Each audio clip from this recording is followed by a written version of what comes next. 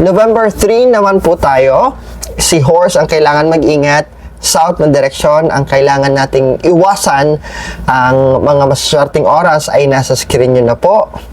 Ang mga masaswerteng activities para sa araw na ito ay engagement. Pagpapakasal is also maswerte sa araw na ito. Grand opening ng negosyo ay maswerte sa araw na ito. Trading and doing business in general ay maswerte sa araw na ito. Pagbili ng bagong sasakyan ay maswerte rin sa araw na ito. Signing of contract is also maswerte. Pagpaparehistro ng mga properties na inyong binili ay maswerte sa araw na ito. Pakikipagkita sa mga dating kaibigan o kasama sa trabaho ay maswerte sa araw na ito. They might bring or they could bring good news or help para sa inyo.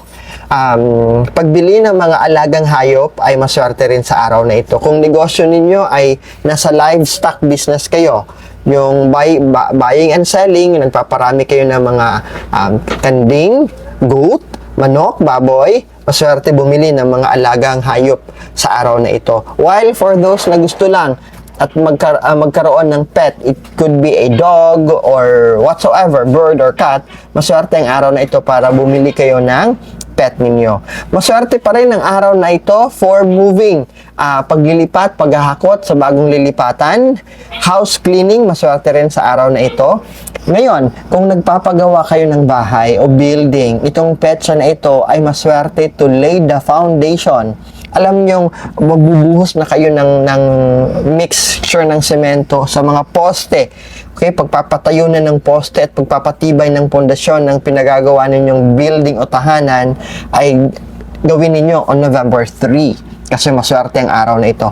Maswerte rin ang araw na ito para mag-set up at mag-install ng inyong mga bagong biling furnitures. Safe ang araw na ito to attend funeral services. Ang hindi maganda o hindi maswerte at dapat isaalang-alang ninyo to reschedule o humanap kayo ng ibang petsa ay residence relocation. Ang house moving o paglilipat, paghahakot ng mga gamit, okay lang on November 3. Pero yung titira na kayo, ito yung unang araw na titira na kayo sa tahanan na yan, sa apartment na yan, sa bahay na yan, ay hindi po maswerte. Residence relocation ang tawag dyan.